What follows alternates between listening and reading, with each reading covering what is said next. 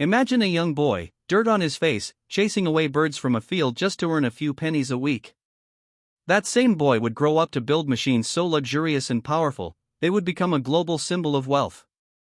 This is the inspiring journey behind Rolls-Royce, a brand synonymous with prestige, but born out of struggle, grit, and a relentless pursuit of perfection. Meet Frederick Henry Royce, born in 1863 in Alwalton, England. The youngest of 5 children, Henry grew up in a struggling household. His parents ran a flour mill, but financial mismanagement led the family into poverty.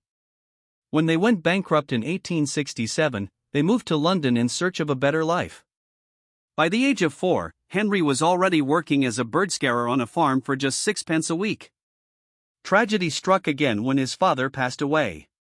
At 9, Henry was selling newspapers and delivering telegrams, doing everything he could to help support the family. Formal education took a back seat, and he managed just 1 year of school. Despite limited schooling, Henry never stopped learning. With financial help from an aunt, he joined an apprenticeship at the Great Northern Railway Works. In his free time, he taught himself algebra, French, and electrical engineering. After 3 years, financial hardship forced him to leave, but that didn't stop his ambition. He took various jobs, including one at an electric power company, before moving to Liverpool in 1882. There, he continued working in electricity, but his real dream was engineering. At age 22, he partnered with fellow engineer Ernest Claremont to form F. H. Royce & Company, building dynamos and electrical components.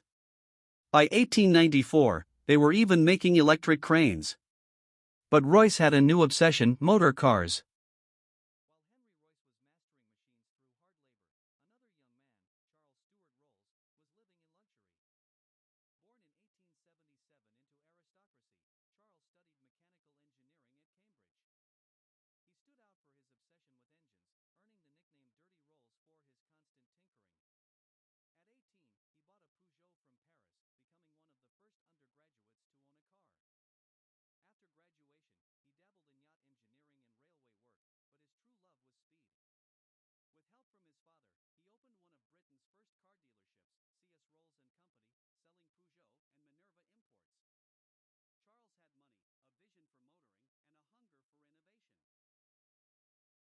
Everything changed in 1904.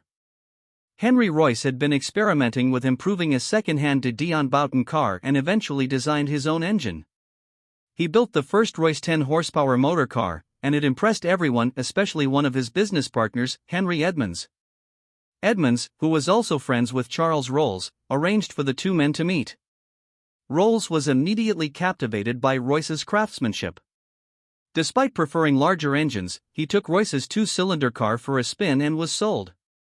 Right there, Rolls promised to sell every car Royce could make. They were an unlikely pair: one, a self-taught engineer from poverty, the other, a privileged, educated aristocrat. But their shared passion for excellence united them. By 1906, their collaboration became official. Rolls-Royce was born.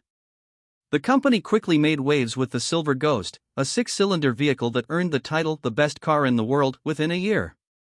But behind the scenes was another key figure: Claude Johnson, Charles Rolls's business partner. Claude, a marketing genius, promoted Rolls-Royce with bold stunts and clever advertising. One of his slogans, "the best car in the world," became iconic. So integral was he to the brand that people referred to him as the hyphen in Rolls-Royce. While the company soared, so did Charles Rolls, literally. He took up aviation, making over 200 flights in a Wright Flyer.